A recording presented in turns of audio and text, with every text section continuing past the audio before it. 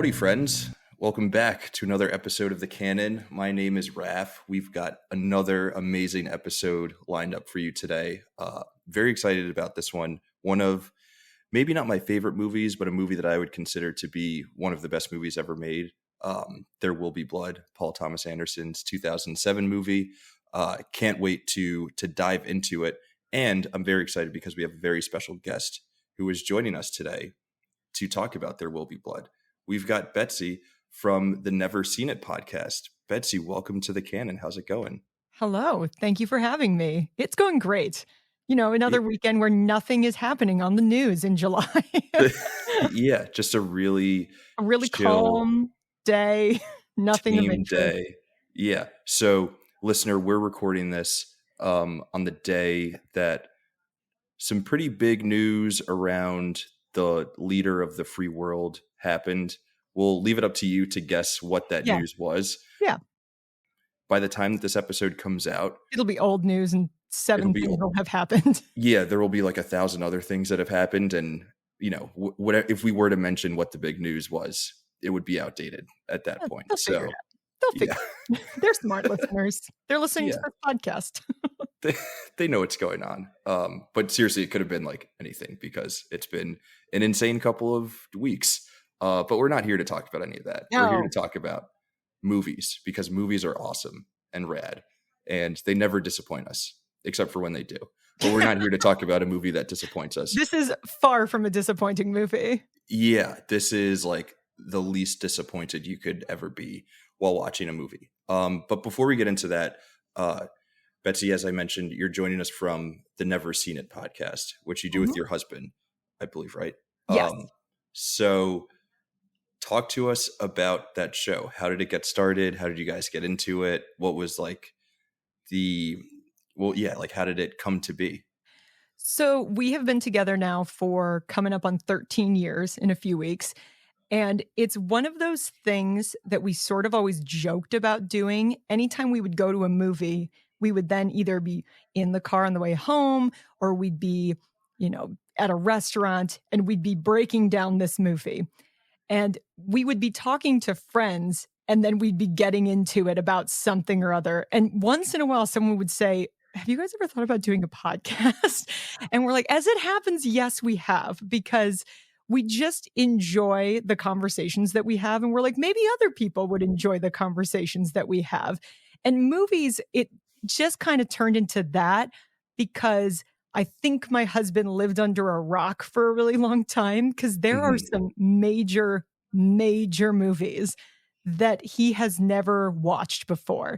So the whole podcast it's basically a reaction podcast. We pick movies that either one or neither of us has ever seen. We do a little introduction where we talk about what we think the movie is, our misconceptions about the movie that we should have watched 25 years ago when it came out, or 30 or 40 or 50 years ago. And then we go watch it and then we come back and talk about it. And we have done kind of everything you can imagine. We've done Westerns and we've done, cartoon animated movies. We have done all of the Oscar movies. We do an Oscar special every single year. We've dipped our toes into horror. Like, we are notorious for not loving that genre. But what we're actually finding as we are going on this journey together is maybe we didn't dislike it as much as we thought, because we keep finding ones that we're like, oh, actually, that's really good. And I wasn't scared in the way I thought I was going to be. And I got to enjoy a great movie. Yeah. So I would say it's a lot more for my husband's benefit. However, there are definitely some blind spots that I also have. Like somebody who I've made friends with, who also podcasts, a few weeks ago said, hey, I'm doing this thing where people are going to talk about, we're midway through the year, what are your 10 favorite movies so far out of 2024? And I said, yeah, we're not really the target demographic for that because we've seen 3 from 2024. Yes, and this was in June. So I was like, maybe come back around for another list later. At the end of the year. We'll do the end of the year list. Yeah, exactly. That's amazing. I love that. So do either of you have a background in film or background in podcasting? Because listening to the show, it sounds I mean, you guys sound amazing, and the conversation flows. I'm sure part of that is because you are so familiar with each other, being a married couple. But He's my best um, friend. yeah, but it's like it doesn't just sound like a conversation. I know that sounds bad, but it sounds like professional, proper podcasters Thank you. talking about movies. I I think it's one of those things that we decided if we're gonna do it, we want it to be the best it can be. So Trent Hmm. is very much a tech guy. So he was all about like, where do you put the mic and how do you have the, how we had literally for like 300 episodes, one microphone that we just turned Mm, up the gain and we're yeah. hitting in the right place. And then we have since now this is a much nicer setup that we have. But no, I just have a lifelong appreciation for cinema, and Hmm. he likes movies, he loves movies, but he just hasn't invested the time in them the way that Hmm. I have. So it's that thing when you're starting to date somebody and you're trying to introduce them to things you like, and it would be like, "Hey, have you ever watched this?" And it's something like I'm trying to think of one. Um, I know sometimes it's something kind of more obscure, like Barbarella. We hadn't neither of us Hmm. had watched Barbarella, so we did that one, and now I'm just kicking myself because it's like, "Dang it, we didn't have a podcast, we couldn't record the Yeah. reaction to that." Then he had never seen Avatar. Like, that came out in 2009, it was the biggest movie of Yeah. all time. He watched it 3 years ago. 3. Good for him. That's pretty impressive. So that is kind of where it comes from, but I just it's always been my hobby. You can see, like, all of this, Hmm. I think, Yeah. over here. These are all our movies, I love it. behind me on the shelf, and that's just I think they're double deep. Yeah. And that's just what we have physical, that's not including all the digital downloads and things. So it's a passion, Uh, it's an addiction. I love it. It's my pastime, and it's another thing that we've done together. Amazing. I love that. I mean, this is a show, for movie nerds. So like it makes sense that we're here. It's for, the like super fans, right? The people who are Yeah. still committed to collecting physical media, the people who are committed to pushing their like own personal boundaries in terms of what movies they're seeing and like making sure that they're still watching new movies. And because a lot of times it's really easy to just be like, yeah, I'm a huge cinephile film fan, but like I just rewatch the same movies that I love so much year after year after year.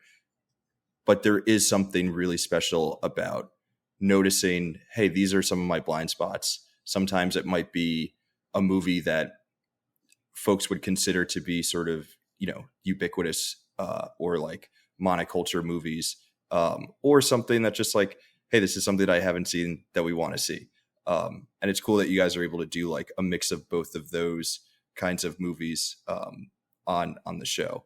Oh yeah, I, we are definitely not genre specific by any means. We try to dabble in a little bit of everything. And because I've seen so many, sometimes it's hard because it's like, well, we don't want to just do 4 movies in a row that mhm, I've seen all of them. We try mhm, really hard to curate it so it's a balance and you're getting my honest reaction as well because there have been movies where I've seen it, but not since 20 years ago, and I don't mhm. remember a thing about it. And then there's other movies where it's I just, also haven't watched it for some reason. Yeah.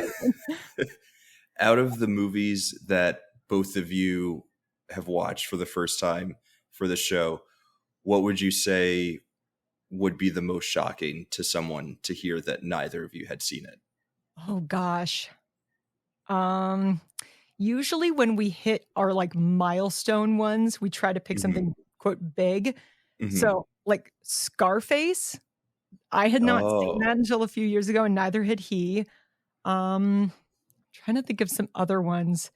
It's when you get into the more I, niche stuff. So, like, we watched Repo Man, and for me, okay. loving, like, seeking out those ones that, like, the real film nerds enjoy, I hadn't Hmm. seen that one, Yeah. so we finally watched it. I was asking the question because one of the episodes that I listened to Oh, recently was a movie that I was like, no way, neither of them have seen this. I way. was Raging Bull. Yep. Raging Bull. That was one that's like, oh, that entire month, our whole concept was we really Yeah. really should have watched these movies by now. So one of them that month was also The French Connection, and I he had haven't never seen it. seen. Like, okay, I beat you. I Yeah. beat you at something. I always feel like I'm really on top of watching movies, and then I get in a group chat with the people who see the same movie like 4 times, and they can recite things, and this movie collection behind me is puny compared to theirs. Yeah. And then I suddenly feel like, okay, I'm not a real cinephile. But then I am pleasantly surprised when I find out other people who love movies. I have also never seen The French Connection. Great. Awesome. Yeah. I don't feel so out of place now.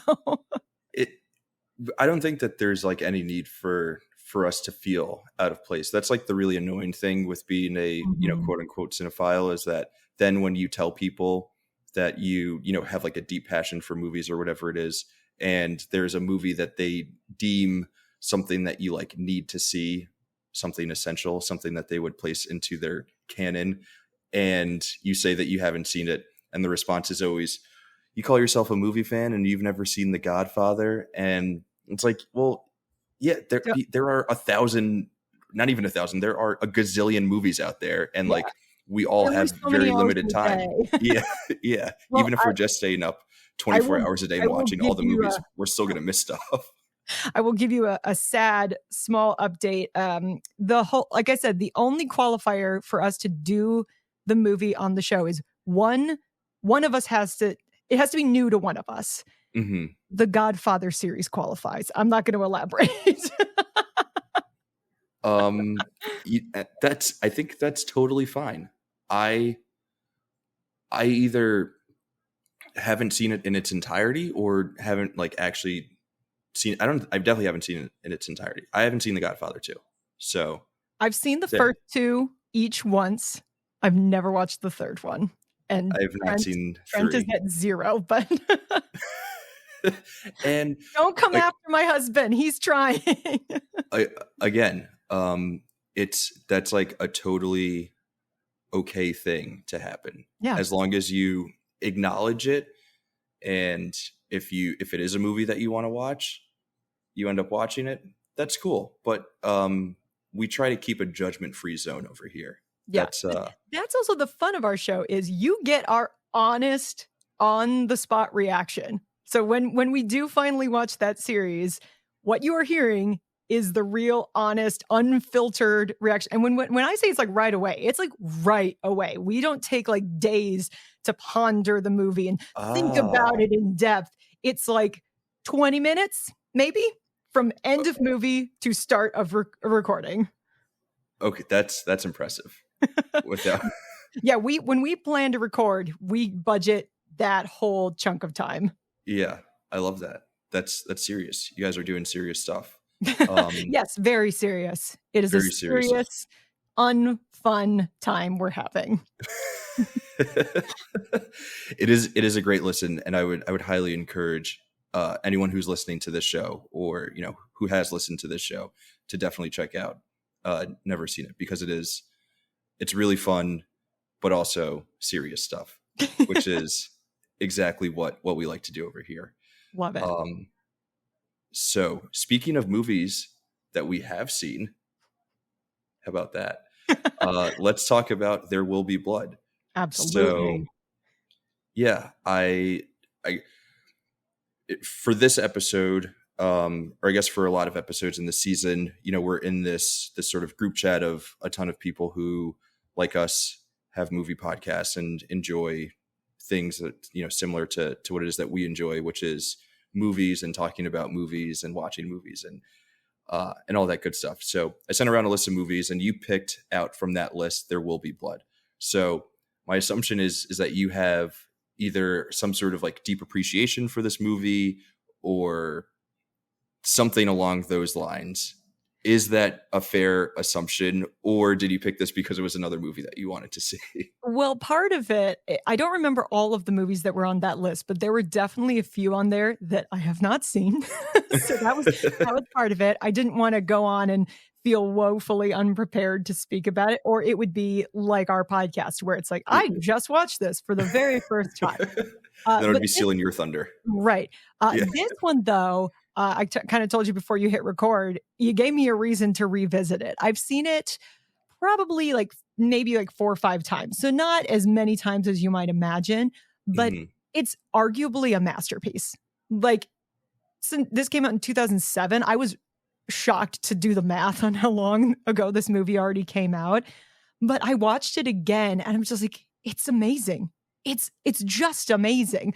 Like, I've seen not all, but most of Paul Thomas Anderson's movies, and I have kind of a 50-50. Like, some of them Mhm. I have not actively been like, "This is the worst movie, burn it to the ground." But there have been some I'm like, I don't really care for this one. I have a friend who loves Licorice Pizza, and he Mhm. and I go back and forth about how I do not. And maybe I try to be so open. I try really hard to say, maybe you appreciate this differently because you're much closer to the age of the people in that movie, and I'm just getting old. But there's stuff like that that I feel like Yeah. it's just a mix. For every Licorice Pizza, there's Phantom Thread, which I am obsessed with Phantom Thread. For every The Master, which I didn't like it, I don't dislike it. I've watched it a few times, but it's not my Mhm. favorite. There's There Will Be Blood. So I'm genuinely like right down the middle with his body of work. And I'm still going back and revisiting some of those. But yeah, when you were like, who wants to talk about this? Me, please. I will Yeah. love to talk about it. You picked a good one. It's a great movie to talk about. I love Paul Thomas Anderson. I went through a phase where I wasn't really sold on him. I think because I wasn't a huge fan of Punch Drunk Love, and I had really only seen that and like half of Boogie Nights. And the first time I watched Boogie Nights, it did not click for me at all. And I hadn't seen Phantom Thread at this point, and like I thought that the whole idea of that was just like very pretentious and how it was presented. Absolutely. And then I watched The Master, and I was like, wow, this is like freaking awesome. And then I revisited There Will Be Blood. I was like, yeah, it's still a masterpiece. And then going through the rest of his filmography, I have like now become like a born again P.T. Anderson stan. And there's movies like that too where I'll watch it once and I have so many people around me who love this movie. And it doesn't matter what it is. And then I'm like, was I just in the wrong frame of mind to be watching it? Did I just not get it? Was I too young? Sometimes I think I just Mhm. watched it when I was 21 because I was trying to be a cool film watcher. But I was like, I didn't appreciate it at the time. It didn't click with Mhm. me.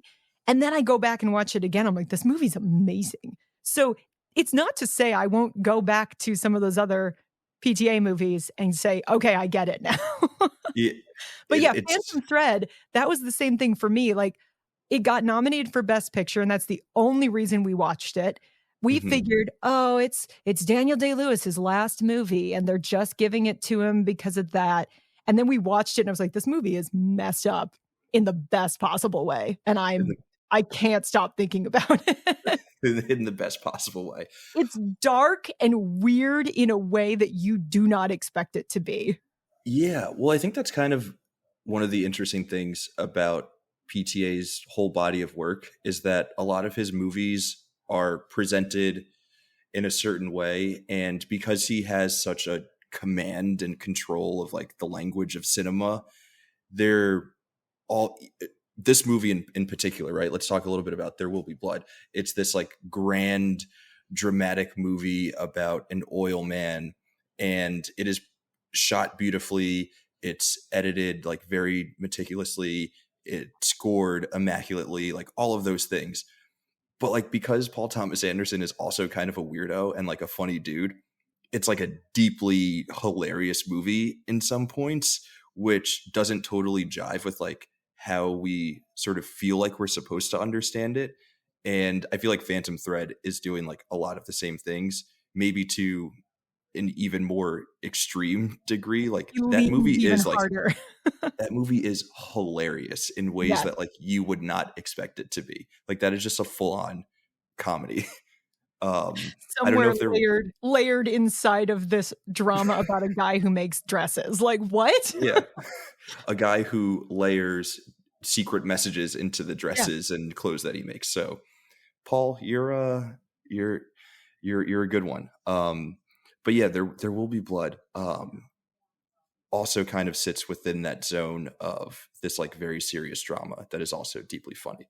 And I want to circle back to that because I do want to get just sort of like your first time watching this movie, what your like initial reaction was to it, and again, like, do you have any sort of like deeper relationship to this movie, or is it just like you watch it and you're like, yeah, that movie kicks ass? So this movie came out the year I graduated from college. So when it came out, I think I was sort of in that mode of I'm out of school, I'm entering like adulthood, workforce. I really wasn't paying attention and it did not look like something I wanted to see. It Mhm. at that time I was like, I don't know what that is. It doesn't strike me as interesting. I'm just gonna leave it alone. And I wasn't going to a ton of movies, but I was going to enough that I could have seen it. Now in South Dakota, it's a little bit hard sometimes. That's not the kind of movie that will play, especially in 2007. Yeah.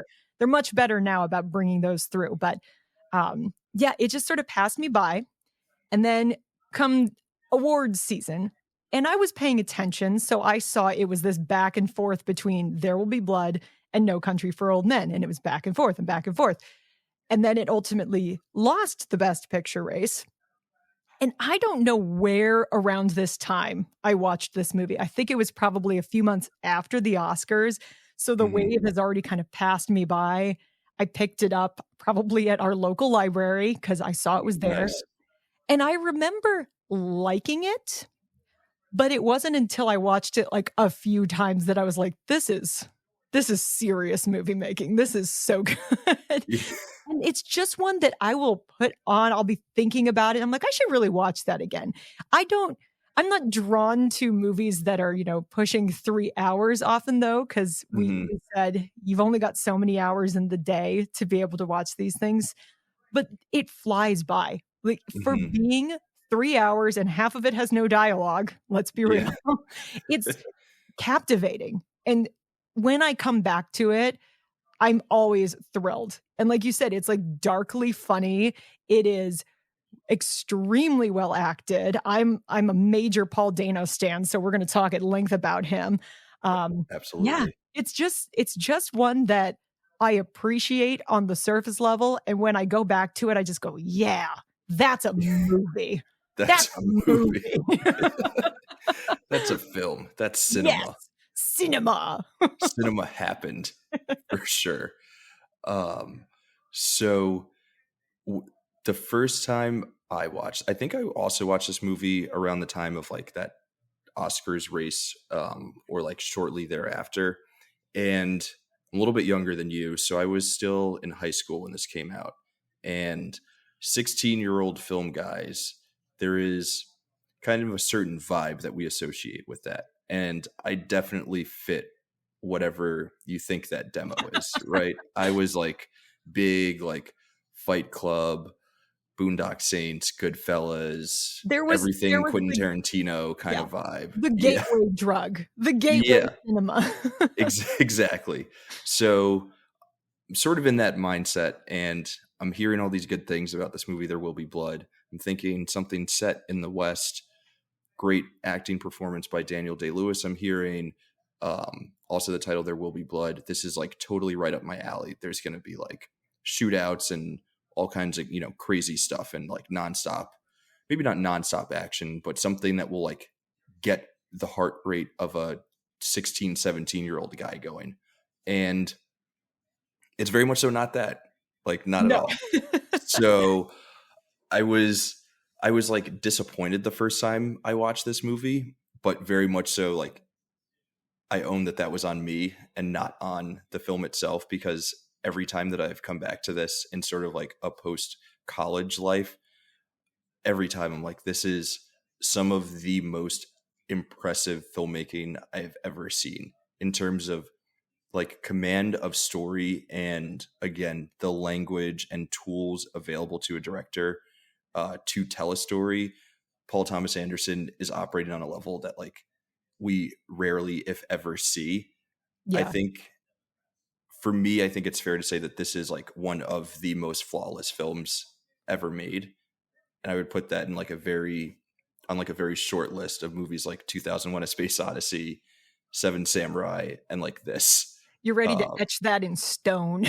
I kind of am. I Yeah. think that this is like as close to flawless as a movie can be. And I think a lot of people didn't expect this from him. Like, Yeah. based on I was kind of going back and reading about this movie in the context of 2007, and a Mhm. lot of people were like, "Whoa, where did this come from?" This guy who made Boogie Nights made this movie. Yeah. Yeah, he made Boogie Nights, and then he made, like, a kind of serious Adam Sandler movie, and then Yeah, he's like, "I'm going to tackle oil and expansion in the West and and do it in a way." religion and Yeah. the foibles of man. Yeah. Yeah, What? it was kind of insane, like, I mean, he must have been so this is 10 years after Boogie Nights, and he made Boogie Nights when he was 27, which is That's on wild. its own, like, absolutely insane. So he was I did nothing by the time I was 27. he yeah, I've I I've still haven't done done nothing. anything and Yeah. I'm almost 40. He was he wasn't even 40 when he made this movie. That That's Okay, unfair. now I feel old. Now I Yeah. feel really old because 'cause I'm older than he was when he made this movie. Yeah, right, he was 37 when he made this movie. That's I absolutely need to go nuts. die now. Yeah. We can't feel too bad about ourselves. He's a Just once in a lifetime yes. talent. Um, so yeah, that is a really good point about this like sort of exceeding expectations or really like throwing people off in terms of like what we thought Paul Thomas Anderson was as a director and like what it is that he could be. And Um, probably what people thought this movie was gonna be, even based on, like, your own personal experience. yeah, based on the title alone, right? Like you're thinking there will be blood. You think it will probably be a little bit more fun in terms of, you know, action and things like that, but maybe like more in line with like a Quentin Tarantino movie. Sure. Like I think that's sort of more what I was expecting rather than, what this is. But I think it's like really safe to say that what this is way better than like what any of us could have expected from it. Yeah, it's So absolutely when you're talking about essential movies for this podcast, this is essential viewing. yeah, absolutely. And simply for the reason of like if you just want to know what good filmmaking looks like, Yeah. watch this movie. And then I think the other thing that you brought up that is like really, really, really important to talk about with this movie is the acting in it. You mentioned that you're a huge Paul Dano fan, which I I'm right there with you. Like this, Little Miss Sunshine. Um, why am I blanking on some of the other things that he did? Looper, he's great Is in he? that. I haven't seen Looper. Have you ever seen Ruby Sparks? No. It's a rom-com he did with his, I don't know if his partner, maybe it's his wife now, Zoe Kazan, and he is a Mhm. struggling author who writes a woman into existence. It's so if you like Stranger Than Fiction, it's sort of in that Yeah. family of, like, quirky comedy and all of the Okay. chaos that ensues when this woman who shouldn't exist suddenly exists in the world. It's That's it's hilarious. really it's really cute and funny. Yeah. But yeah, That sounds amazing. from the time he was in Little Miss Sunshine, where he says almost no words, to this Mhm. movie, which he apparently wasn't cast as both brothers initially. He had 4 Mhm. days heads up to be like, "Hey, do you wanna also play Eli?" And for like, yes, he figured it out. Like, Yeah.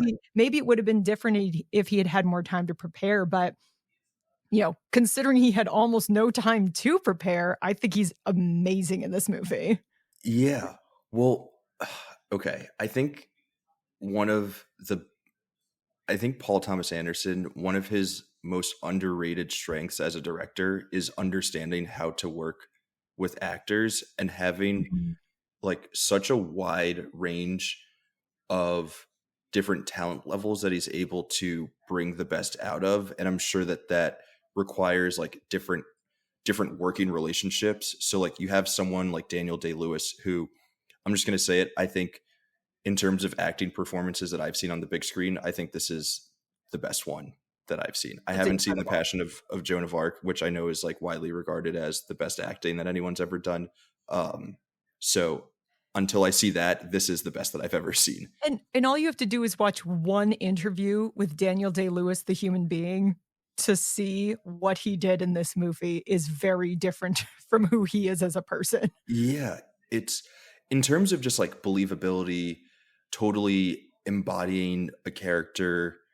I don't think that I've ever seen anything as impressive as what he's able to do in this movie. And one of the reasons why I appreciate this acting performance more than like other great acting performances, which are usually like performances of real life figures, which essentially just extend to you're doing like cheap imitations of them. Yeah. Like, You watch a okay, bunch of like, YouTube videos to prepare. yeah, you like copy their gait or whatever, and we're like, oh my god, that's like amazing acting because you can put them side by side. No, like what Daniel Day Lewis does here is he fully embodies the Daniel Plainview character in a way that he feels like a real entity that has existed in our world and exists like between the edits and like off the page, you know, that that it is that he exists in, like outside of the screen that he exists in. It's, you know, he's there, he's like fully realized. But so Paul Thomas Anderson is not only, you know, working with someone who is that psychotic where they're doing like the ultimate form of method acting. 365, 24/7. The whole nine. But then also working with a relatively young actor, relatively unproven actor in Paul Dano, Yeah. and giving him 4 days heads up of like, hey, you're going to be going toe to toe in scenes with this insane person. Can you do it? And here's how I'm going to get the best out of you. And Paul Dano is amazing in this movie. Yeah, he is equally remarkable, especially when you find out that piece of information that he wasn't supposed to be. He wasn't Yeah. even supposed to be this guy, but it goes back to what you were saying. The person they cast, they had done some filming, and it was him and Paul Thomas Anderson not really speaking the same language. It wasn't that Hmm. this guy was a bad actor, but they weren't clicking in the way that PTA likes to work with people.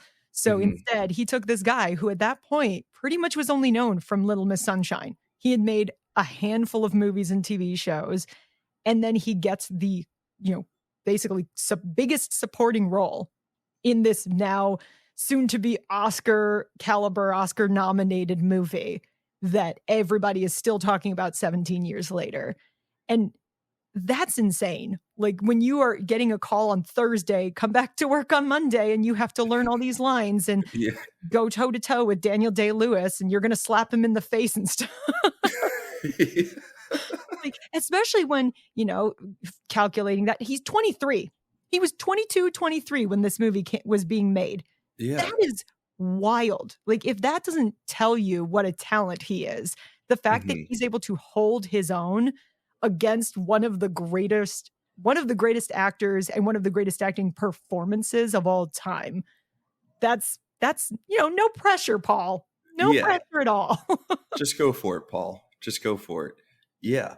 It really is. It's truly remarkable that he's able to do what it is that he's able to do in this movie. And I don't want to give too much credit to PTA in terms of like what it is that he's able to pull out because you're only able to get out of an actor what it is that they have within them. Mhm. And obviously Paul Dano like had this within him. And And Paz, he's amazing. yeah, I love him so much.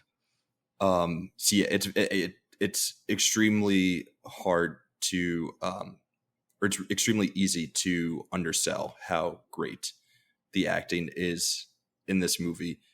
But the movie is also great for so many reasons beyond the amazing acting. We've spoken a bit about Paul Thomas Anderson's directing, but what do you make of his writing? Because he also wrote this script. Like, how do you feel about this movie in terms of its screenplay? I think anyone who is able to write a screenplay that doesn't have any dialogue in it and it still conveys literally everything you need to know about a person in 15 minutes, that is some excellent, excellent work. And then throughout the rest of the movie, just the way you're able to get the different sides of Daniel Plainview, where like the people he is gentle to and the people he is intense with, or the people he is intense with while being gentle. It's a very strange dynamic. And that all has to come from somewhere. Daniel, like you said, Daniel Day-Lewis, it's two parts of it. He can act the hell out of it, but he has to have the words to do it. Mm-hmm. And yeah, I know it is adapted loosely. I use quotations. It is Yeah. adapted from Oil by Upton Sinclair, but he only took the first like 150 pages. He changed all the character names and he made it his own thing. I've never read the Mm-hmm. book. I don't have any point of reference to the source material, so I can't speak to how well it's adapted or if that even matters because Mm-hmm. it feels like a wholly original story what he did Mm-hmm. here. Like I have seen movies set in this part of the country or during this era, Mm-hmm. but this one really stands out. So yeah, I think the screenplay is very, very good because he's able to convey so much with so little. I think that's what I'm trying to get at. Yeah. Even though it's like the movie is 2 hours and 40 minutes, it still feels like there is so little. And so much of the dialogue is really, I think one of the interesting things about the way that Paul Thomas Anderson writes is he's never attempting to like feed you information. Mhm. He's just sort of like presenting it and like presenting the narrative progressions or the character development, not telling you like, hey, Daniel Plainview is a bad guy because we like see him do all these bad things. He just sort of like presents the information and he trusts you as an audience member to understand what it is that he is communicating, Yeah. which is something that we don't get a lot of in movies. There's, file scenes and, just like endless exposition that is like describing to us what it is that's going on. And this is like so far on the other side of that it can at times be kind of difficult as an audience member. But once you decide to like lock in with Paul Thomas Anderson, it's like a really rewarding movie to watch. I think he assumes that every viewer is an intelligent viewer. And Mm-hmm. even if you feel like it's too much, like if you're not used to this kind of a movie, you'll get there. Like he Mm-hmm. doesn't pander to you. He's not going to tell you you're dumb and I need to explain this to you. He says, "Here it is. If you didn't get it the first time, watch it again because it's all there. You can get Yeah. this. I know you can get this." But I don't think he's assuming anybody who's watching his movies is stupid. I think he's saying, anybody who wants to get this, it's all here. Just Yeah. give it a shot. It's very much so all there. And he's allowing you to get there. But it is also like once his movies do click for you, it becomes so apparent what they are. Well, and this one is interesting because I think there's still there's so many themes he's doing in this movie that there's almost room for interpretation. Like Mm-hmm. one of the things I was reading was somebody presenting the possibility that Paul and Eli are the same person. So I think it's easy to get there because now with the same actor playing Mm-hmm. both characters, your brain wants to make that connection. And the way Yeah. they are first introduced to each other when Daniel meets Eli, he has this kind of look of, wait, huh? And then, oh no, you're Eli. Okay, I get it. And then at the end of the movie,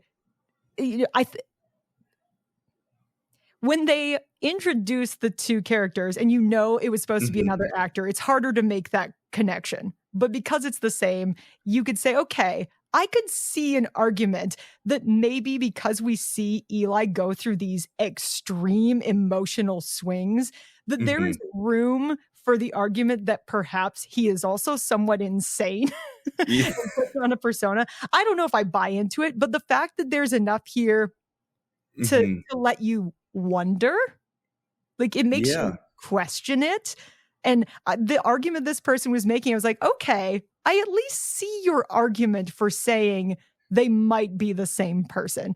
I personally don't think they are, especially knowing that it was supposed to be another actor, Yeah. but yeah, again, that's intelligent screenwriting. The fact that you can write it in such a way you could interpret it both ways. Yeah. Even if it's, like, not the intention, No, not his even if that's intention not at what he all. Yeah. meant.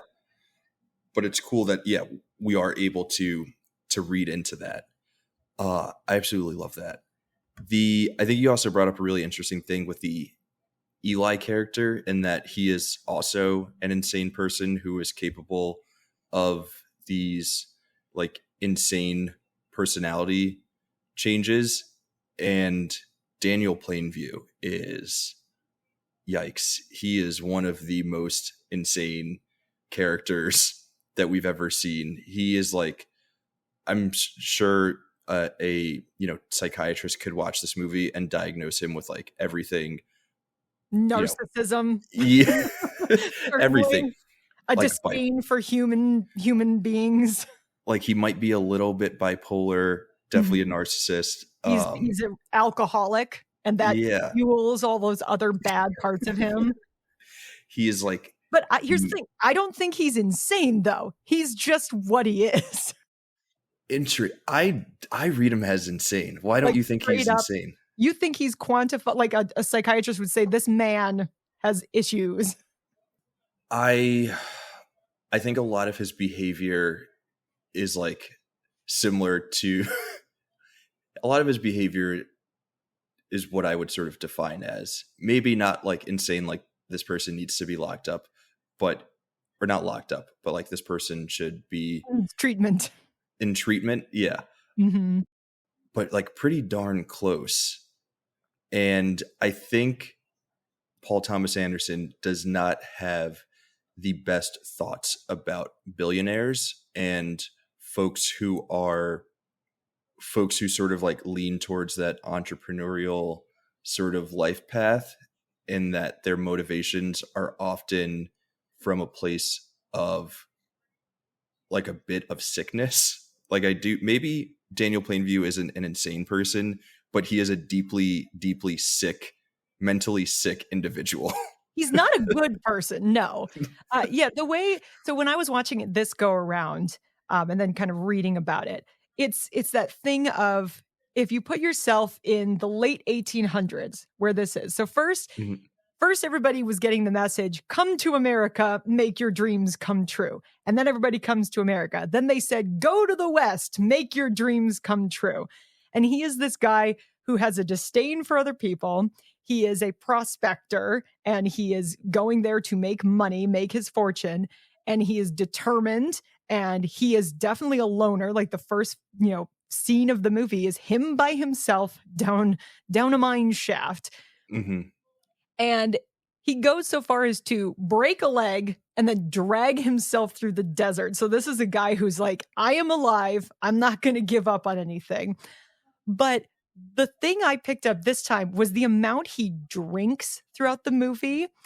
And I was like, oh, if you're interpreting this, he probably drinks because his leg got completely jacked up and he's in pain every day of his life.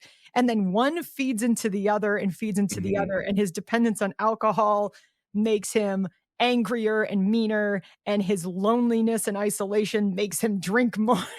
And Mhm. it's this spiral.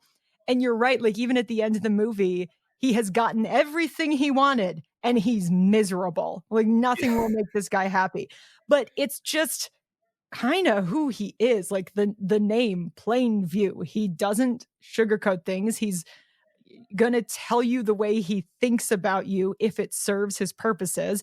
Otherwise, he will say whatever he needs to say to get what he wants. So he's a bad person, but I don't think that makes him nuts in any way. He's just he gives in to every bad impulse that he has, Yeah. and there's no one there to rein him in. Even his, like, closest associates will never dare put a stop to it. No. Well, he doesn't really have any like close associates. Like, No. No, the only thing I noticed this time was how different he is with children. Like, with kids, it's mhm, like they're not fully formed as bad or good, and so he mhm. has room in what little heart he has, for children because Mhm. they haven't disappointed him yet. But very quickly can. But they quickly can. When they grow up and they start being like everybody else, suddenly you are just like the rest of the world, and now I'm back to 0. You're just another competitor Yep. as soon as you grow up. Yeah. The fact that he takes in an orphan and raises him as his own, and he clearly, in a weird way, actually cares about this kid. Like, he is genuinely concerned throughout Yeah. certain times, but then he is just as easy to go and say, "I can't deal with this, so shove him to the side." Yeah. I mean, the whole relationship between Daniel and HW is so interesting because it really, and I don't think that there is supposed to be a clear answer, but the question of like how much does he actually care for and have love for this kid, and how much was he just using the kid for whatever sort of like power and money he could accumulate? Like how much was the kid just another pawn in his like overall chess game of that is life, of just Mhm. trying to win in any way, shape, or form? Yeah, he's Like, all about winning.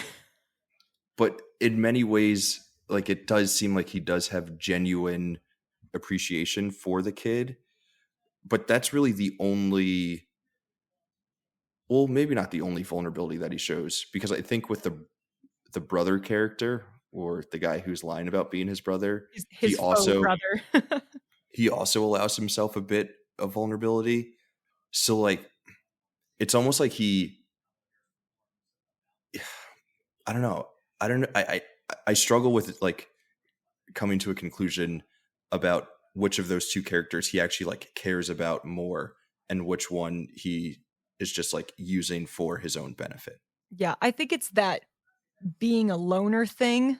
Like, you learn a certain degree of self-reliance and just assume the rest of the world is going to let you down, so that he doesn't open himself up and invest in other people, because he just kind of finds they're all terrible and he wants Hmm. nothing to do with them.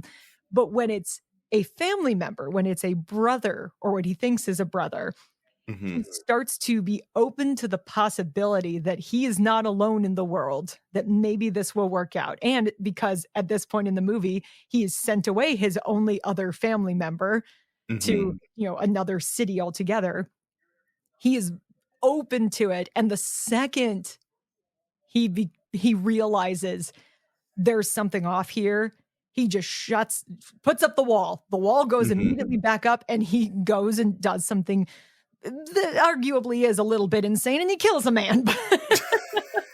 You know, that's an extreme reaction to have when we're Yeah. disappointed in someone. But it is kind of, that whole dynamic is kind of interesting because it then like reinforces everything that he was doing with HW. So the fake brother was doing the same thing to Daniel that Yep. Daniel was doing to the kid. So I don't know if he like learned his lesson after that, or if he's just like, oh well, everyone sucks, so this reinforces my worldview, and I should just continue to use the kid the way that I was before. And the same with everyone else in my life. Like they will only serve a purpose for me in terms of furthering my accumulation of money and power because that's the Or only thing that can satisfy us or like make us happy, because all people suck. well, and people to him are a commodity and a tool. And like when people are like dying on the rig, like when they're Mhm. falling in the pit and stuff, he goes, "Ugh." who was it? Like, he's mad at them for making the mistake. He's not sad Mhm. they died. He's like, "They were in the wrong place. They didn't do their jobs right. It's their own fault that they're dead. But now Yeah. I gotta deal with it because now I'm short a man and we gotta shut everything down and I'm gonna lose money because of this." That's the dominoes that he's thinking of. Yeah. It's very cold, and I'm again, I think it's, like, extremely obvious what Paul Thomas Anderson's thoughts are on maybe not capitalism as a whole, but sort of, like, what American capitalism, especially at, like, the turn of the century, did to people, and, like, Mhm. the kind of, like, awful that it brings out in us.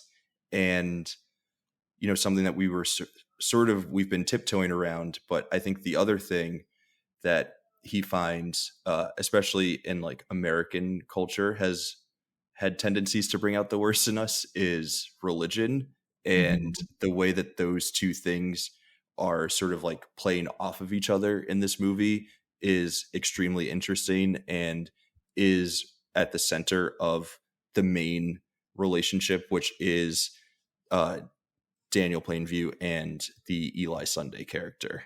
Yeah, and of course, Eli Sunday, he clocks him immediately. Daniel's like, "Oh, no, this guy is just as bad as me, if not worse, because he's Yeah. preying on the weak and, taking advantage of them." Like, Mhm. yes, they're both doing that, but in a very different way. At least when Daniel is, in his mind, taking advantage of people, they're like getting paid, and I'm building this town and roads, and Mhm. we're bringing business, and everybody's gonna make so much money, and everything's gonna prosper and flourish, and you're gonna get bread, and the town is so happy and wonderful.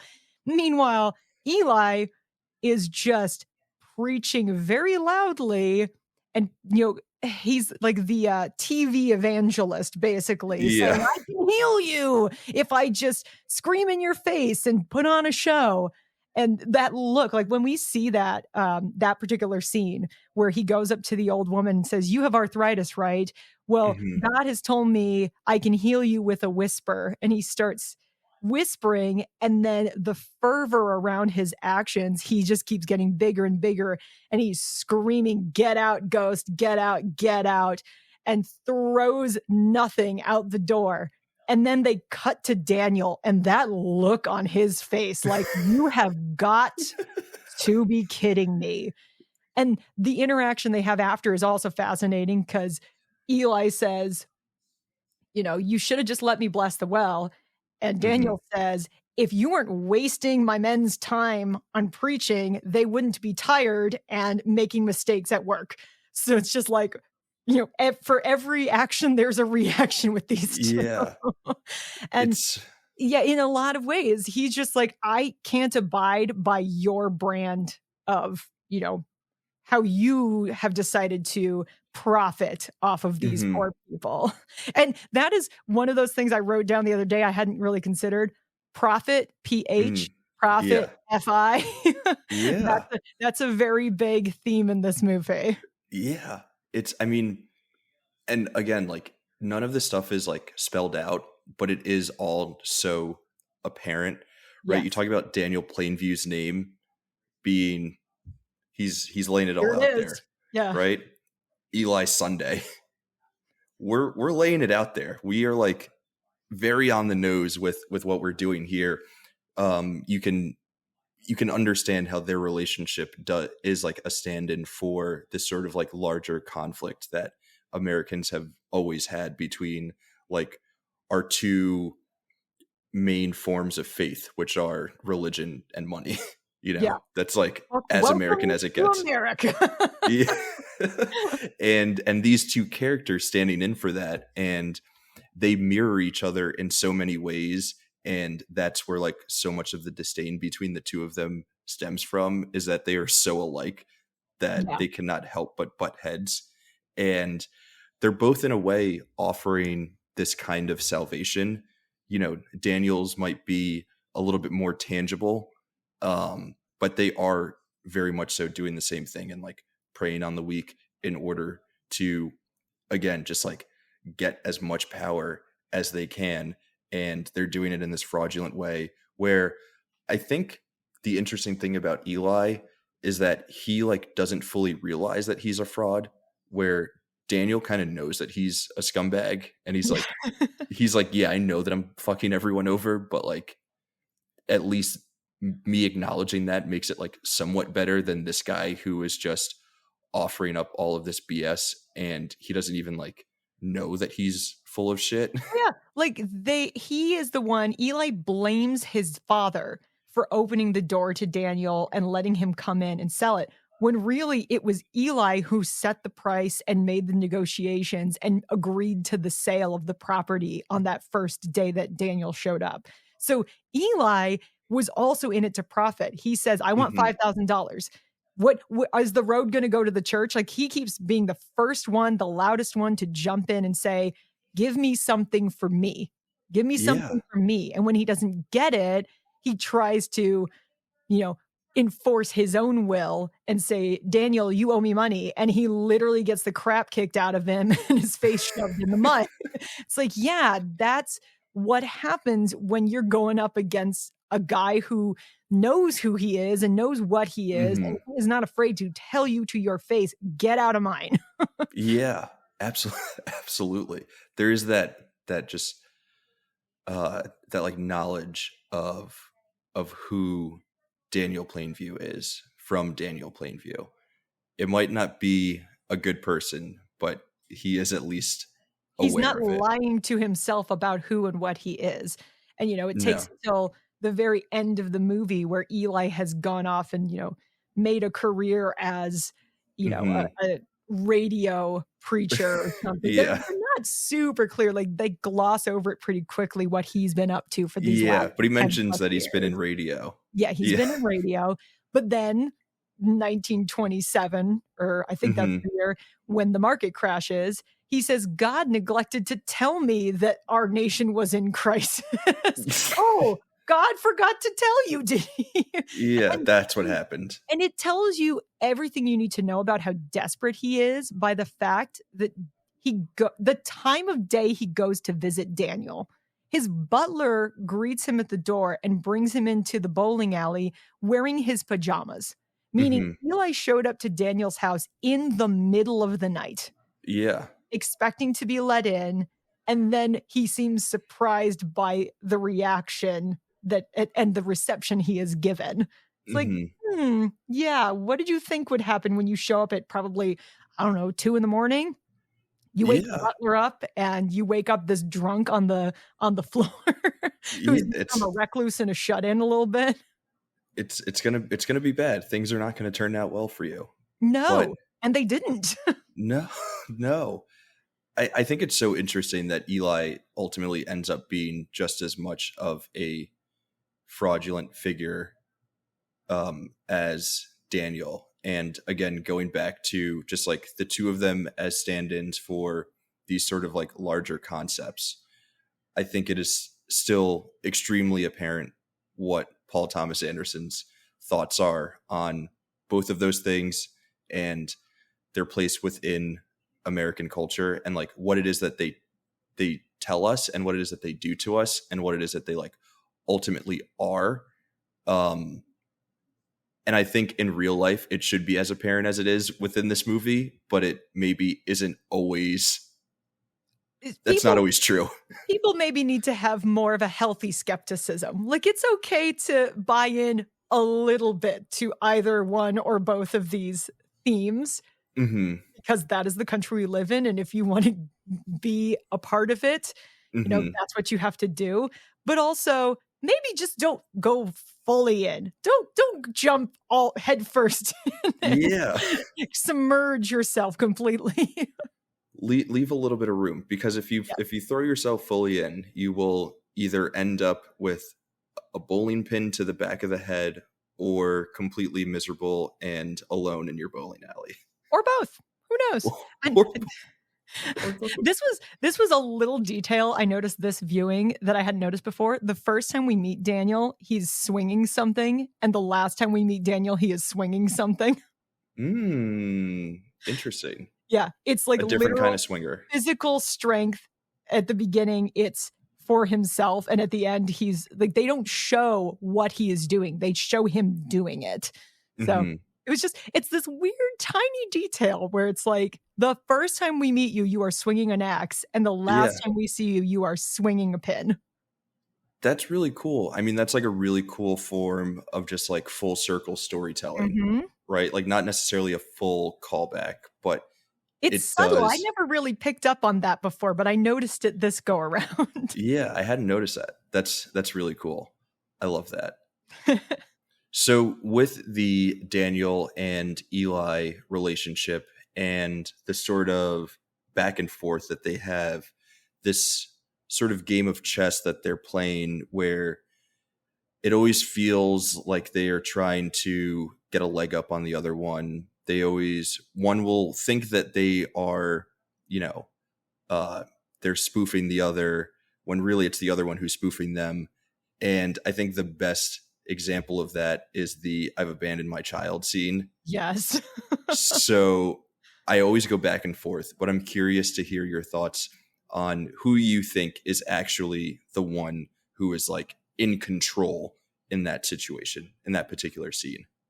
I think while Daniel comes really close to cracking because he genuinely feels some remorse about doing this to his son, he also knows that this public humiliation is what he has to do because he is willing to do whatever it takes to get what he wants. And if that means being baptized in this church he doesn't believe in to get the pipeline, he will do it. And the second it's over, he says, that's the pipeline. He literally, Yes. it's not Yes. even like a beat. He says he's screaming and he's being beat in the face. And he's like, yeah, Yeah. come on, Paul, give me what you, or Eli, give Yeah. me what you got. Give me what you got. And then he pours the water on him. And he says, that's the pipeline. His dreams have just come true. This moment does not matter. But he also doesn't forget about it because it's public humiliation versus Hmm. private humiliation at the end. Like he does the thing to Eli at the end Hmm. of the movie that Eli did to him, but instead he does it on his own turf privately. And then, Yeah. and then he goes a little far. Again, he overreacts Yeah. maybe A little bit. a little bit. He does the humiliation privately, but then also reveals that he had been doing it publicly like the whole time. Like he had been playing the long game of Mhm. humiliation and of, you know, uh of being the one with full control. You Yeah. know, and I think in that scene it's great because he lets Eli think that he's winning. Yeah. He And says, yes, Eli let's talk. Let's do it. Anything you say, Eli, let's go. Eli is so caught up in his own bullshit that he doesn't realize that Daniel is doing this form of like extreme performative, religious, whatever, I don't know what we would call it, but Well, this and religious buy-in, he's also done it to Eli before. Like when Eli presumes to tell Daniel what to do and says, I'm going to bless the well and you're going to introduce me. And Daniel goes, okay, whatever you want, Eli. Sure, sounds good. And then, throws him under a bus and refuses to participate in that and yeah, steals his thunder. So he did this to him before. Eli has seen him just agree to things. And at the end of the movie, he's so desperate, he doesn't notice he's doing the same thing to him again. again, yeah. He has fallen for this a number of times because he's not that bright. He's not as bright as he thinks he is. No. And then when he tries to do the thing where he's like, okay, I'll agree to what this guy is like, what this guy wants. I'll say that I'm a false prophet and then get what it is that I want. He doesn't realize that he's already 3 steps behind and he's Yep. already lost it. He's already lost this game. Yeah, He's and already lost this. you've seen what happens when you presume to tell Daniel what to do and what to think. And this time the number's even bigger. I want $100,000 plus the $5,000 you still owe me, plus interest because you haven't paid me. And I want this and I want this and I want this. And you have nothing to bargain with, but you don't Yeah. know you have nothing to bargain with. Yeah. The one thing that you think you have to bargain with is actually just Daniel's last form of you making you humiliate yourself. Yep. Yeah. Yeah. It's never presume you're the smartest one in the room because it's very likely you aren't. Yeah. It's And it's very likely you aren't. I don't like some of it is smart with the Daniel character, but I think so much of it is just this like this unimaginable force of will, desire to win by At all any means costs. Yeah. necessary. Yeah, at all costs whatsoever. And again, that is so, so, so American in like so many ways. And not just in business, but like right um with politics, right? It's like hard to get to the top of politics unless you like have that kind of deep desire within you. Sports, which is like a very American concept, or just like the entertainment industry, like all of those things, you have to have this like really deep force of will where you're willing to win at all costs. And you probably don't like most people because it's kind of impossible to reach those heights if you actually have like deep care for others around you. Right. You have to put aside any feelings for your fellow man. Yeah. Have you ever seen the movie Margin Call?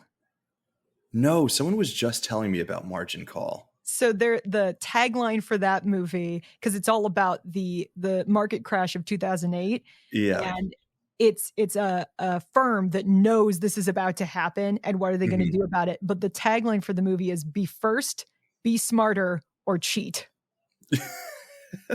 And if Those are that words to live by. and if that if that isn't this movie too, like Daniel literally gets to this town first. Mhm. He hears someone else is buying up property, so he gets there and buys everything.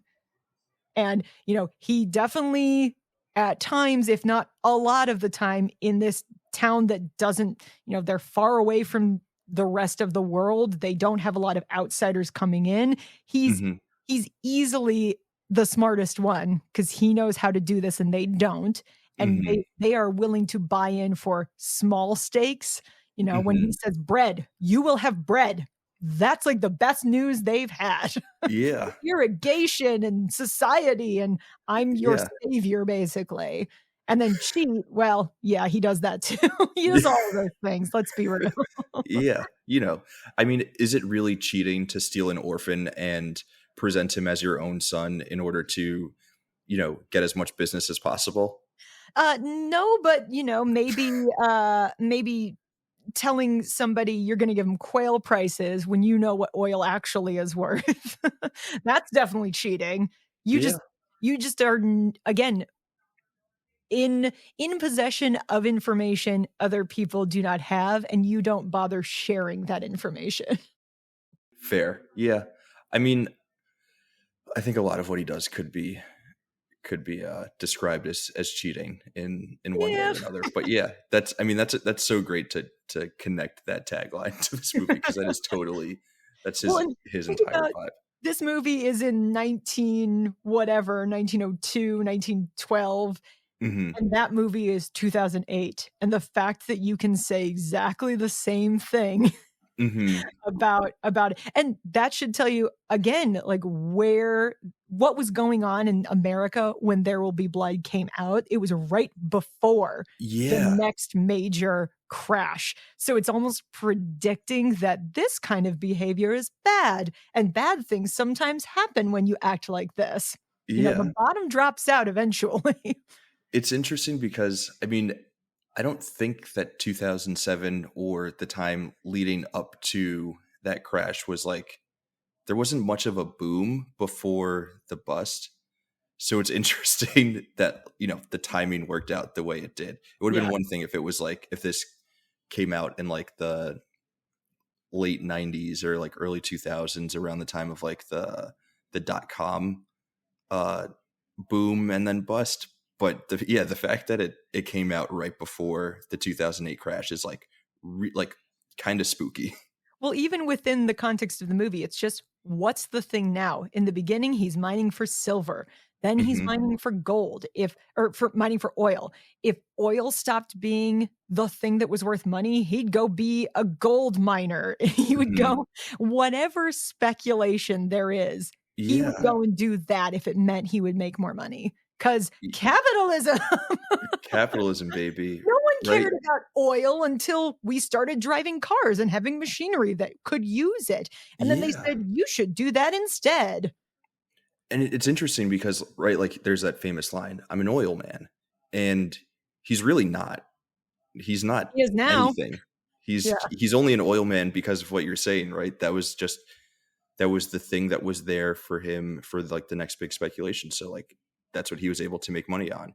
Yeah, he If got to California too late for the gold rush, Yeah, so otherwise what's he he would have gonna been a do gold instead? man. Yeah, Yeah, he could have been a railroad man, sure, a steel man, whatever would have gotten him all of that money and power. He and was and the fact that he's from Wisconsin, you think about late 1800s Wisconsin, it was farmers.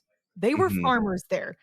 So, unless he's gonna be a farmer his whole life, if you wanna make money, this is what you did. You go out west. Yeah, but he had that I don't even know if we can call it ambition because it's so much deeper than just ambition. I It's don't like, his mission, his inner calling, his reason for being. Yeah. Some of us are called to offer salvation in the form of exorcising ghosts and arthritis, and other of us we have callings as just cold-blooded capitalists. Yeah, he is a prophet of industry. Yeah. Prophet PH. So we spoke about it a little bit earlier, and I want to circle back to it now. But the fact that this movie is this really serious, hardcore drama, but it is also deeply funny, which I think is like a trait of Paul Thomas Anderson movies. We spoke about it with Phantom Thread. I feel like this movie, for me at least, doesn't get laugh out loud funny until like the last 45 minutes when Daniel is like really starting to unravel and spiral out of control, and his more psychotic tendencies begin to show in public in ways that they weren't necessarily, or they were maybe like a little like pushed down in the beginning. Did you feel the same, or do you feel like this movie is funny throughout? I think you're right. I think it's more towards the end where his restraint gets loosened, and I would again attribute that to he drinks a lot, Yeah. especially, and it increases the more times you see him drinking throughout the movie. Mhm. The frequency goes up. And by the end of it, he is a shut-in, basically. If you look, his shoes have holes in them. He has millions of dollars, and his shoes have holes in them, and he hasn't shaved, and he's wearing this disgusting old sweater, and Yeah. he's doing like, when he wakes up, when in that scene where the butler comes and says, "You have a visitor," and Eli is there, and Eli's screaming at him, and he wakes up, and he does that little jig. What is that? It's like he's, like, doing a maneuver to get himself into character. Like, "Oh, Yeah. I'm drunk and I'm tired, but I gotta get back But I gotta do into this. Yeah. I gotta do this." I'm in And business mode. yeah, but his little business jig. Yeah. Or, like, when he's just, like, shooting a pile of furniture. It's Yeah. it's just this unhinged behavior, and, the scene where he's berating HW when he says, "You're my competition," even that is weirdly funny, even though he is basically saying, "You're not my son, you've never been my son, get out of Mhm. my life." There are parts of it because of the way he is choosing to do it, like he says, "You're a little dog," and he's flapping his Yeah. hands. There are some choices he is making as an actor that you can't help but laugh at Yeah. how extreme he is going. But it, like, It's works. It shouldn't work, but it works because he's older and drunk and and isolated and unhinged. Yeah. And we had seen this character be so awful for 2 hours already Yeah. in a much more sort of understated kind of way, that when he does become fully unhinged, it makes sense for like the way that the character is progressing. We see him become less able to keep the restraints on how cuckoo he might be, Yeah. right? The facade is dropped. The facade is dropping. He does the overly exaggerated performative I've abandoned my child, which like in a way like that's kind of when he starts slipping. There's the scene in the restaurant when he's with his son Yes. and the other guys come in and he is acting like an absolute lunatic around them and being like so unhinged. Like for me that's where I'm like, oh yeah, this movie is pretty funny because this Yeah. character unravels in such an absurd way. He doesn't like being told what to do. He doesn't like you making assumptions about him and his, Mhm. and Yeah. he reacts accordingly. Yeah. Yeah, and he's definitely drinking in that scene. Yes. And But, but like, when even he puts the napkin on his face, it's such a weird moment. I kind of forgot about this scene. It is very funny. But yeah, he's like puts a napkin on his face and says, "I hear they made a deal with Standard Union Oil." yeah, Why does he n do that? Why? it's it's his weird way of like he wants to prove to these people that he beat them and he doesn't have the sort of like I don't want to say coy, but a sort of like suave way to do it in a way where others aren't aware that he Yeah. is so like deviant He's feeling he has towards them. no he has no nuance. Yeah, no nuance whatsoever. Where like previously he had a bit of nuance and he was like able to present to people like the version of Daniel Plainview that they thought that they were getting, where he still knew deep down that he was beating them, and like now he just doesn't have that. And it starts there and then it continues with the scene with adult HW and then ultimately ends in one of the best, finale scenes of all time, one of the most quoted scenes of the last 20 years or so. If you tell anyone that you drink their milkshake, they know exactly what you're talking about, even if they haven't seen Yeah. this movie. Even if you have no idea. At the time this movie was out and that was coming around, did you ever see that Saturday Night Live skit that Bill Hader did? Yeah. Yeah, it's literally them in different, like, creameries having Yeah. delicious milkshakes, and I had never seen this movie, I didn't understand the reference. I was just like, "What is he doing?" And then I saw the clip and I was like, "Okay, now I get it." I just thought like, I knew it was from the movie, hmm but I didn't know why he was saying it or the context for what that meant. It's if you haven't seen it, it's hard to know why a movie called There Will Be Blood about a dude drilling oil would have a scene with him talking about drinking someone else's milkshake. Yeah, It's like a very fair thing to be especially confused by. when it's like an old time movie, like, wait, did they Yeah. have milkshake? What? This is the early 2000s where we're still, in Kesha not Kesha, what's her name? Who sang the milkshake song? Oh, is it Keyless. Khalees? Khalees? Yeah. Yeah. Yeah, we're Yeah. coming off of that. That was our pop cultural reference to milkshakes in 2007, Yeah. And now and we then have a this new one. upended it, yeah. Yeah. I drink your milkshake. I have a little soundboard that I like to use for the show sometimes, and I'm thinking I should probably add either I drink your milkshake or when he yells drainage. Drain. It's so guttural, like, he's like, Yeah. "Just quiet, I'm telling you, listen to me," but it's all in drain. The way that he is eating his steak in that scene Yeah, is maybe the most deranged part of the with his whole scene. fingers, it's clearly Yeah. very, very well cooked. Yeah. It's a Very well brick, done. Yeah. and then you're picking stuff out of his teeth and, like, little bits of grizzle he doesn't wanna eat. Yeah. It's I mean, obviously like the acting performance is like great for so many reasons, but that particular choice in that particular scene, I feel like it goes such a long way in telling us like the mental state of our character and why it is that he is yelling, I drink your milkshake at Eli in this particular point in time. And the fact that Eli comes over with 3 drinks and he refuses them, even though we know he's good and drunk already and probably would enjoy another drink. But Mhm. because Eli is offering it, he doesn't take it. He doesn't take it. And the fact that Eli, again, before Eli gets to the point, you know something is up because he has 3. There are 3 Mhm. drinks and 2 men. That is not the act of somebody who is having a casual drink. That again, leading up to it, you already know there are signals here Mhm. that Eli hasn't gotten to the point yet. Yeah, he's not all the way there. No. And it's not until it's too late that he realizes. Yeah. Um, one of the best last lines of a movie.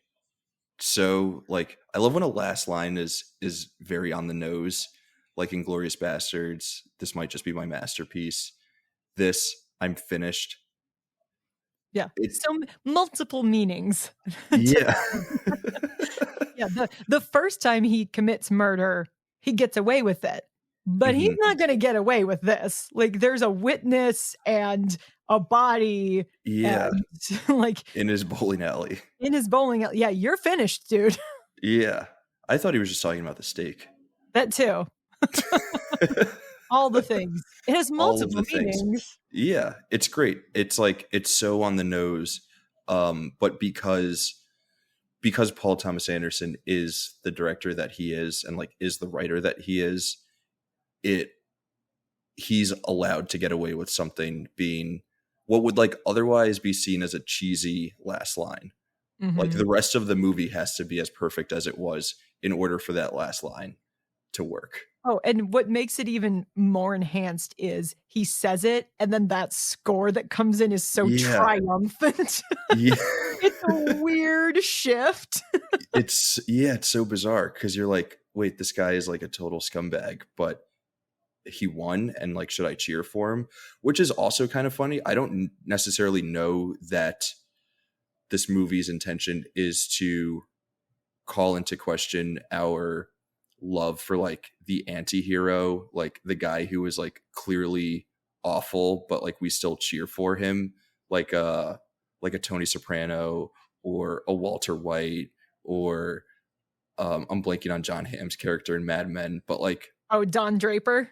Yep. Don Draper, yeah, like all of these guys who, or like, I mean, this is pre Wolf of Wall Street, but like the Jordan Belfort character in Wolf of Wall Street, all of the dudes in Goodfellas, like there is definitely that line again, going back to like a 16-year-old film guy, of all of these characters who become idolized despite the fact that they're so awful.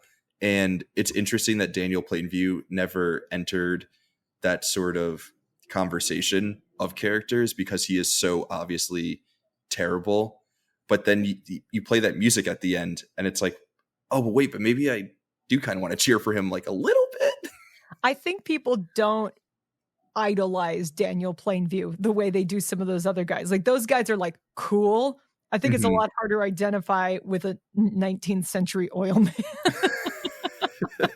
That's fair. So I think Although, people can acknowledge that it's a great character, but mhm, they don't connect with him the same way as some of those other guys. yeah. And I mean, he does ultimately win, right? He does become rich and powerful, but it's so apparent that the way that he does it is immoral that we can't identify with him, even though America! it might be true of some of the other movies that we mentioned or characters. Yeah, it's probably the cool factor. It's probably because there is nothing like inherently cool No. about that character. He's a mustachioed man who drinks Yeah, too much and sleeps on the floor in his dirty clothes all the whole movie. there's nothing wrong with mustaches. If you got a good one. If you got a good mustache, yes. Yeah, I might start dressing like Daniel Plainview. I think you should try it and see if anyone notices or if you're just like some hipster dude. Yeah, I might just be some hipster. That's kind of how like that's a very hipster hat Yeah, that he wears, but I think it looks pretty cool. with your riding boots and Yeah. a large jacket, Vest and skinny tie. Yeah. carry a Yeah, pipe. that's totally just like hipster dudes at a concert. Yeah. Yeah. You'll fit right in. I love it. Well, this has been an absolutely amazing conversation. I've had so much fun chatting with you about There Will Be Blood. Do you have are there any other topics or points that you wanted to bring up about the movie that we didn't talk about yet? To not go deeply in depth, because I know we could go down a very deep rabbit hole. We touched on the score, but the score is incredible. Johnny Greenwood not being eligible for an Oscar is devastating because he recycled music, so it wasn't original. It's like, that sucks because it's really just moody and disturbing the whole movie. And it's amazing. It's absolutely an incredible score. No, we should. I thank you so much for bringing this up because I'm a huge Johnny Greenwood film composer fan, and the fact that I didn't bring him up is criminal because the score is amazing. Opening with that, just like that, like droning, like synth, it totally sets the tone for the rest of the movie of like, oh, we're in for some like kind of weird stuff. Oh yeah, it's like And one note's going down and one's going up, and your body is just like, I can't listen to this. It's making me so uncomfortable. yeah, I Like, think yeah, that's that's the idea. the beauty of a lot of the work that he does is he mixes and matches like all of these like discordant sounds that like otherwise like shouldn't mesh together, Mhm. and but they end up like becoming so beautiful because he is like such a musical genius. Also hilarious that he like had to beg to be in Radiohead and is like now like seen as like the Multi most like musically gifted member of the band. Yeah. Um When I found out he scored this, I was like, "I'm sorry, what? A guy yeah. from Radiohead? He did what now?" And now he's done it for, I think, all of the Paul Thomas Anderson stuff. He's Yeah. done it in some other movies. And yeah, So was he's this his first film score? I think it might have been. I can't confirm that because, like I said, he had written some music for something else, and that's Mhm. why he wasn't eligible for original score because he recycled something, but it was like this tiny little project that probably nobody saw, Yeah. but it was enough. It's like, "Oh, that's a tough one." Yeah, But, that's yeah, I tough. know it was early, certainly, because I don't remember hearing about him as a composer before this. No. Which is another, going back to the Paul Dano conversation of like pulling the best out of people, right? Like Paul Thomas Anderson recognizing, hey, Johnny Greenwood, I know you're a world famous rock star musician. How would you feel about composing this early 20th century Western about an oil man for me? And I know that you can make it work. And then they made it work. Like Yeah. identifying that kind of talent is, I think, like a really special skill. I think it's also just the fact that people in general, I think, have absolutely preconceived notions of these people in these bands. Like, whoever Mhm. thought Trent Reznor would have multiple Oscars? Yeah. You know? But they are first and foremost musicians. Like, Mhm. yes, they might be famous for Radiohead and Nine Inch Nails, or like Yeah. Mark Mothersbaugh being from Devo. Yeah. Like, these are very strange guys to be world-class composers. Danny Mhm. Elfman was in a band called Oingo Boingo, and he's one of the most famous film composers. Yeah. And, you just kind of assume, "Well, there's just dumb rock dudes." No, they're Mhm. incredible musicians, and, you should respect their skill because I Yeah. can't do any of that. No, not at all. I think the best part of this score for me is the scene where they have the accident where they have the gas leak Yes. Oh, and it's like a ticking time bomb. yeah, it's It like is this like insane like rhythmic drum beat with like these like very alarming strings over it that again like the drum beat and the string set like don't match at all, but then when they're layered on top of each other and then matched with the images that are on the screen, you're like, what the hell is this that I'm feeling? Like i I am feeling for like my own, I'm fearing for my own personal safety right now it is based on what it wildly is. wildly uncomfortable to listen to, which says to Y me it's perfect. yeah, exact for that particular scene and moment and, like, vibe in the movie, it's absolutely perfect. Thank you for bringing up Johnny Greenwood because Oh, he's no, a I legend. wasn't leaving here without talking about that, and then the other thing was the cinematography, because this Mhm, didn't win the big prize, but it did win for cinematography, and thank goodness, because this is some of the most beautiful filming, on mhm, film, by the by, just with natural warm light, and there's some mhm. complexity here, like, when in that sequence, the big tower is burning and it's getting darker and darker, and then you just see Daniel's face. It's like, how do you get that shot with the light, but then there's a shadow from the camera, so you can't have it at that angle? Yeah, How did you do that? And PTA doesn't storyboard. He's a guy that's that's just like insane. he's like, we're gonna try it in different locations, and he's all about the vibe, and if Yeah, he doesn't like it over here, he'll see how the scene feels if we film it over there. So to have a cinematographer willing to go with you on this and have mhm, to move the lights and fake natural lighting and move the cameras and, change it 7 times because your director wants to try it a different way. Like, thank goodness this won cinematography, because when we say this is, a masterclass in a lot of things, that's one of them. mhm. Cinematography and acting and directing, it's like, screenwriting in, show don't tell storytelling. Uh, Yeah, there's so many scoring and mood. There's so much you can take away from this movie depending on what your area of interest or expertise is. This movie can yeah, be applied for a lot of things. absolutely. Yeah, thank you for bringing up the cinematography because the way that this movie is shot is really incredible. You've got, like, all of these insane wide shots of the landscape, and then there's so many just within the movie, there's so many singular, like, amazing shots that sort of, like, just images that kind of, like, live eternally, for film fans. Like, you think of this movie and you think of this shot, it's kind of a simple shot, but it's just like, uh, sort of like a medium close of Daniel Plainview's face on the train with the hat. And it's like, it's a very simple shot, but it's very beautiful. The shot of him sitting in front of the tower on fire, like that wide shot of him in the foreground and the tower in the background is like absolutely insane. Uh, the shot that always gets compared to the shot in 2001 of him holding the bowling pin as he's about to strike down. Like, yeah, there's so many moments within this movie where you're like, where you kind of can't believe, um, just like what they were able to compose in terms of just the photography of this movie. It's It's an really, incredibly beautiful movie. yeah, Like, really impressive. for as disturbing as the subject matter sometimes is, the Hmm. way it is filmed is, like, by definition, beautiful. Yeah, And that's a hard challenge to yeah, overcome. very.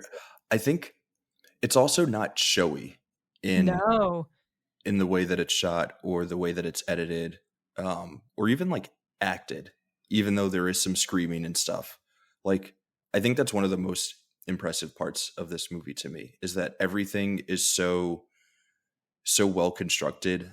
But if you are someone as talented as Paul Thomas Anderson, there is always kind of a desire to be a little showy or a little flashy with what it is that you're able to do. And he does it in Boogie Nights, he does it in Magnolia, but here there's a lot of restraint where he's just like, no, I'm just going to let the work like speak for itself. And you, audience, will recognize how great I am. It's also annoying that he's a vibey guy because, Yeah. like you can't be that good at making movies and also just be like a dude who likes to watch like NBA basketball games on a random Wednesday and like hang out with your partner Maya Rudolph and like be funny with her. Like, that's not fair. You have to be like a weird, like, pretentious film person who speaks in references that the rest of us don't understand. You don't get to be like a normal chill guy. Stop being amazing. Yeah. You need some flaws, sir. please, even if those flaws are just like being like way too into movies, which he doesn't come across as that. It's not No, like he's not like Edgar Wright who posts his movie watch list every year, and it puts me to absolute shame. yeah, yeah. He's just like, yeah, whatever. I'm like getting milkshakes with my kids No big and deal. like walking the dog. Also, I directed There Will Be Blood. Oh, yeah, no, it's fine. It's It's fine. fine. It's I whatever. have I have X number of Oscar nominations, no big deal. Yeah. NBD. Well, this has been again such an amazing discussion about one of the most amazing films that we've ever seen. So I'm happy that we got to do it. If you're ready, I think we can run through some recommendations and Sure. then get on out of here. So just in case we have any new listeners out there and you're not familiar with what it is that we do, for each movie that we introduce or induct into the canon, we also like to recommend some other things to check out if you like said movie. The rules for these recommendations, we each recommend three things. At least one of those things has to be another movie. And for any movies that we recommend, they just can't be movies that are already in the canon. So no The Godfather or 2001 Space Odyssey, stuff like that. The other two recommendations, however, can be any and everything. It could be an album, a band, a TV show, a book, a comic book, a painting. We've done restaurants before. We like to get super creative. The connections to the movie can be as on the nose or as loose as we like. Again, we like to get super, super creative with these recommendations. It's a ton of fun. So, Betsy, with all that being said, I will let you go first. Give us a quick rundown of what it is, what your first recommendation is, and then let us know what you're recommending. Yeah, so my first one is a movie, and it is connected to this film because it also stars, Paul Dano, and that is Denis Villeneuve's Prisoners, because Oh, it is a movie about a group of people in a desperate situation, and when you realize how far away from someone's own humanity they will go when put in that situation. And I think it ties back to this one because there's a lot of inhumane acts in There Will Be Blood, and it sort of ties into that same theme. It's another like dark, miserable but also beautiful looking movie. hmm And Paul Dano is incredible in it. Even though he's not even the star, he's another one of the supporting guys because this was a yeah. few years after this movie. But I've only managed to get through it once, and it knocked my socks off. And it's just one that I will recommend to anybody, but I can't just go back and turn on Prisoners. No, that's a hard It's one a to hard revisit. watch, but it's an incredible movie. Really good movie. I don't know if any other movie captures the vibe of autumn Pennsylvania the way that that movie does. Not Yeah. even like a M Night Shyamalan movie. Like there's something so specific about like the northern Philadelphia suburbs in November that movie captures. And I know that's not like the point of the movie, but No, it when you can identify a specific location and a vibe, yeah, it speaks to the filmmaker's talents. yeah, that's a great first choice. I like that connection with like the loss of humanity. For my first recommendation, I think I'm going to go with something super obvious. And it's something that we spoke about towards the end of our discussion about the movie. And that is the great Johnny Greenwood and his great scoring ability. And I'm just going to recommend not a film necessarily, but just the soundtrack for a particular film that he scored. The Spencer soundtrack is insane and like is some of his best work. The movie itself is pretty good, but I'm specifically recommending just go to Spotify or Apple Music and just listen to the Spencer soundtrack because it is insane what he was able to do there. And that is a movie I have not watched yet, but it keeps like cycling back around as I've been listening to other people talking about movies, recommending things, and I can get down with a soundtrack if Yeah, if it's somebody that I've heard like Johnny Greenwood where it's like, okay, Yeah, he knows what Yeah. he's doing. That you That can enjoy that soundtrack like removed from the movie. that puts a check in the plus column though for reasons for me to bump it up the watch list. Yeah, yeah, it's a good movie. It's a good movie to watch. Cool. What's your second recommendation? So while there were a ton of movies that I found I could tie back to this one pretty easily, I Mhm. decided instead to recommend a TV show. This is one I haven't actually seen the entirety of. I've seen it in bits and pieces, but it's one that my husband adores, and it definitely ties into this movie. And that is The Shield, which is about a group of corrupt cops. And literally, the show is all about it's one of those shows that basically put FX on the map. Mhm. And it starts with kind of what happens when the quote good guys succumb to greed and making bad decisions. In This is not a spoiler because it happens in the pilot episode. They kill somebody and they steal a lot of money. And this secret is with them the entire series. But it's also still a scripted TV show where lots of other things Mhm. happen. But this is the underlying theme through the Mm. entire series. So it's a lot of, again, like when greed gets the better of people and when the good guys find temptation and what that does to them. And throughout the years that this show is on, how it breaks them all apart from the inside. And it's a really, really good show. I've just again, I haven't seen every episode, but Mhm. I've seen enough to know that it is worth seeing. And I Yeah. think there's a lot of people that haven't watched The Shield.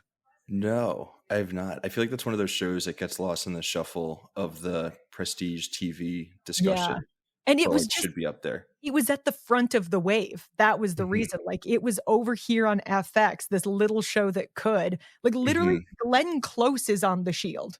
Like, Oh, wow. later on, in one of the last seasons, Glenn Close shows up, and Hell so it yeah. was, like, a major TV show. Walton Goggins is in it, and he's phenomenal. Yeah, as always. Michael Chiklis is in it. There's a Nice. lot of really good actors, and yeah, it's one I can definitely recommend if you like what corruption and greed do to people. Yeah. This qualifies. That's that's a great pick.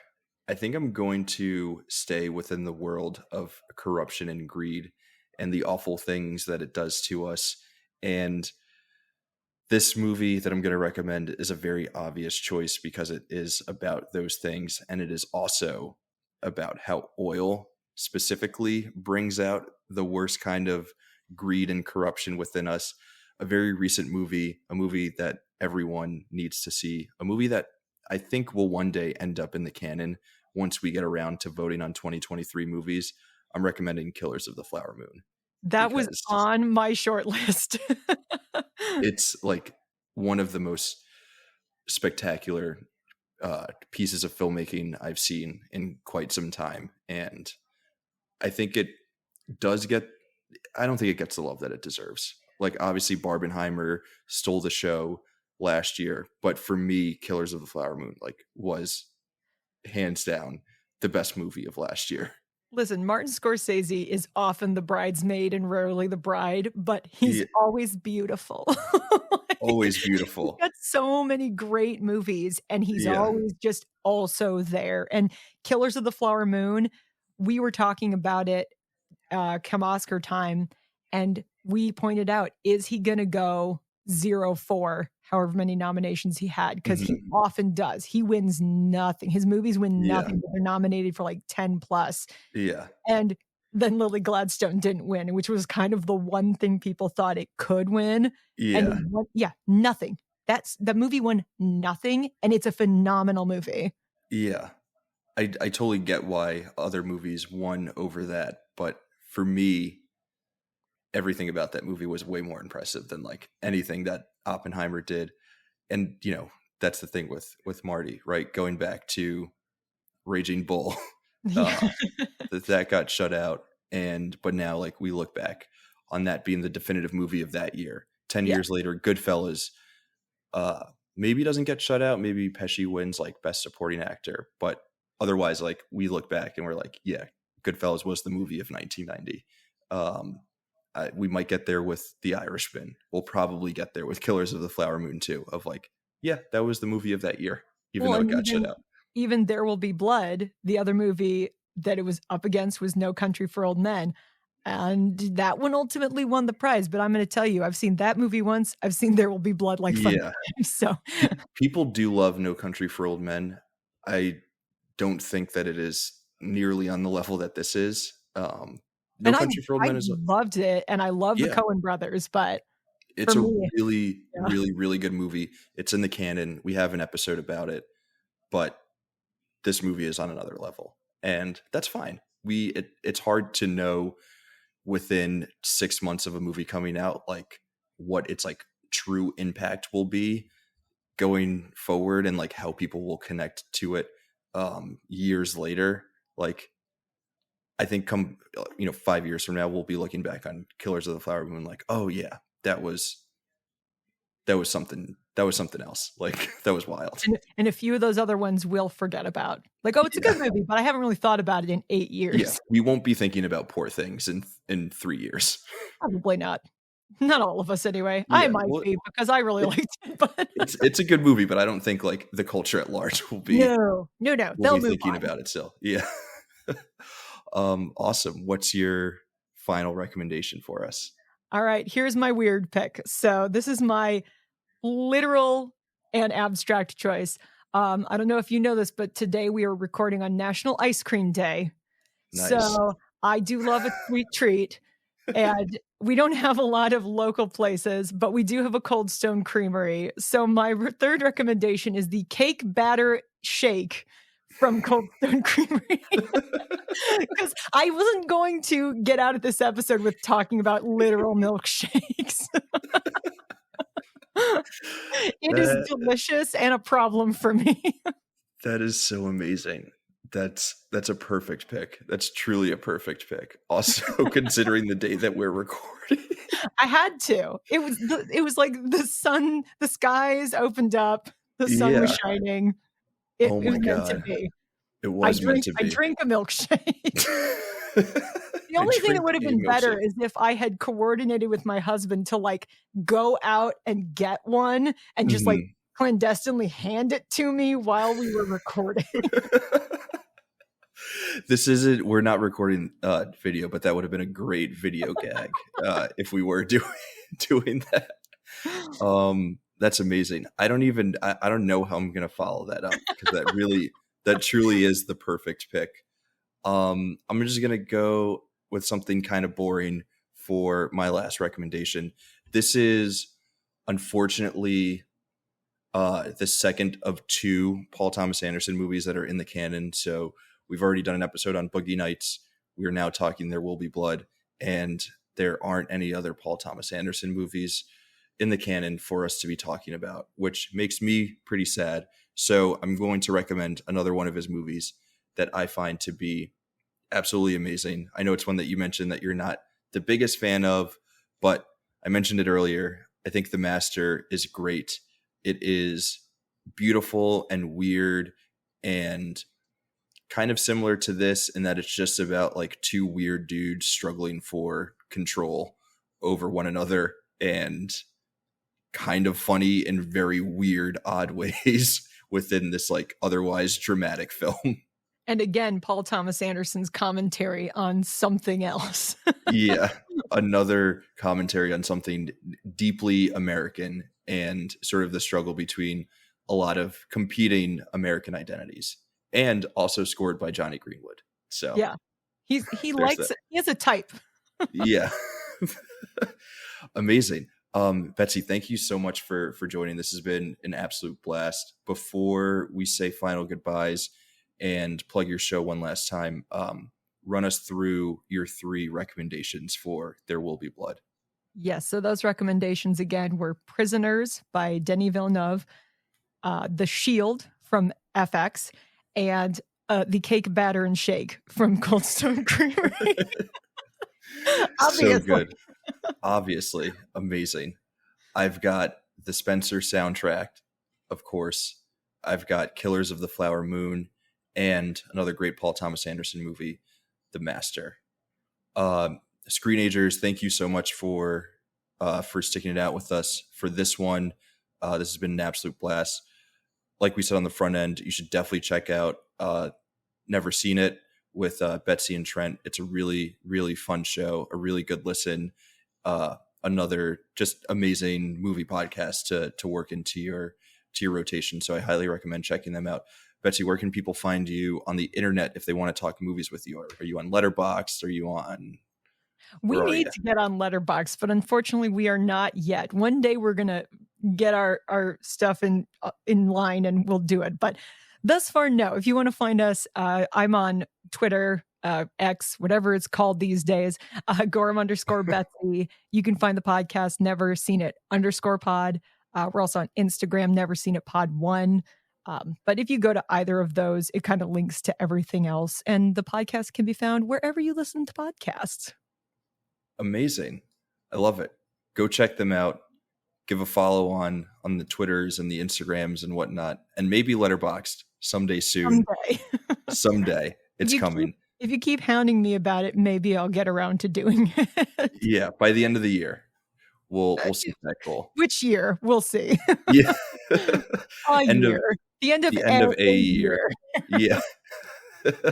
It will happen. Yes. And yeah, check them out on any platform where you're listening to podcasts, wherever you're listening to us now. It might be Spotify or Apple. You might be on our YouTube page, which is up and running. We've got episodes there as well. Feel free to leave us any likes, subscriptions, reviews, comments, all of that good stuff.